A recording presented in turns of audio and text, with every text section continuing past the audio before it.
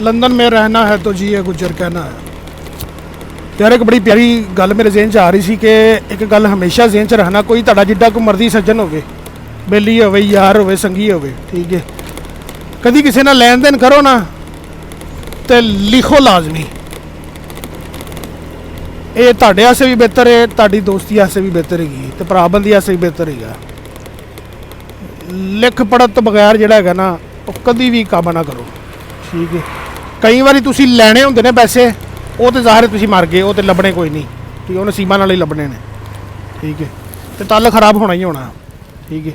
लेकिन कई बार तुसीं पैसे देने भी हुंदे ने, ठीक है, तुसीं पैसे देने हुंदे ने, तुसीं कहंदे हो कि मैं इन्ने देने ने, ते अगला बंदा कहंदा कि नहीं जी मैं तो इन्ने लैणे, ठीक है, तो उत्थे भी तल खराब हो जाता है। तो इसलिए हमेशा जिहड़ा हैगा ना लिख पढ़त लाजमी करो, अपने कोलों रिकॉर्ड रखो, तरीखा रखो।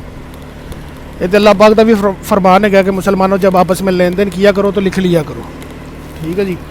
तो दूसरी गल हैगी है कि बेशक तुहाडा जिन्ना को मर्जी यार दोस्त होवेगा ना,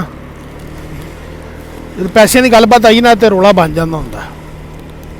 पैसे जो इनवॉल्वमेंट हुई है तो उदों रिश्तेदारियाँ, माँ प्यो, भैन भरा सब पिछे रह जाता है, ठीक है, जो पैसे की गलबात आवे ना। तो इसलिए मेरा मनना तो मेरा कहना यह है कि इंसान का बच्चा वही है कि जिन्हें तुहाडे अगर पैसे का कोई रौला भी पै गया, ठीक है, कोई वड्डी गल नहीं, रौला हो जाता, ठीक है। लेकिन की है कि जो तुहाडे नाल बंदा गल कर रहा है, अमन सुकून शांति दे नाल उहदी गल सुनो, अपनी गल समझाओ तो अगले दी सुनो, ठीक है।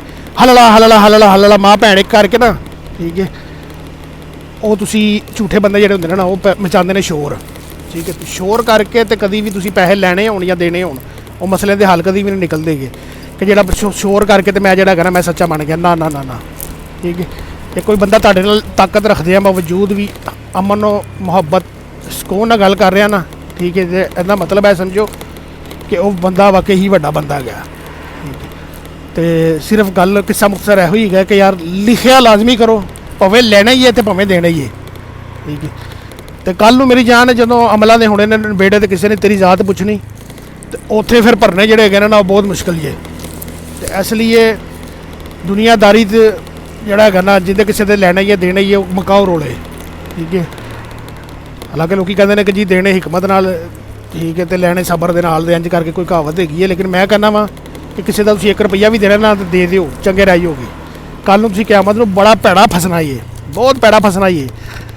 तो इसलिए कभी किसी के जोड़े कहते ना हक हलाल किसी का हक आराम जिदा भी तुसीं किसी के पैसे देने तो भाजी दिओ। हाँ, थैंक यू वेरी मच।